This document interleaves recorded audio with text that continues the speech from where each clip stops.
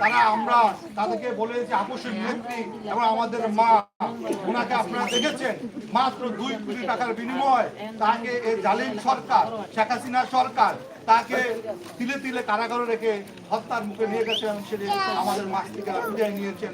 তার কামনা করি।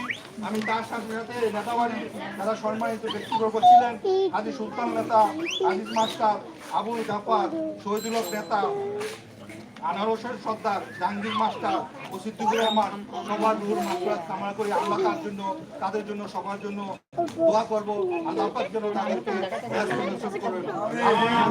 আপনারা জানেন আমাদের সেই নেত্রী সেটাই বিশ্ব রেকর্ড করেছে। বিশ্ব কি বলেছে যে বিশ্বের ইতিহাসে মুসলিম কোন নেতা এত বড় শেখ হাসিনা, এই খালেদা জিয়া জানা যায় যত মানুষ হয়েছে।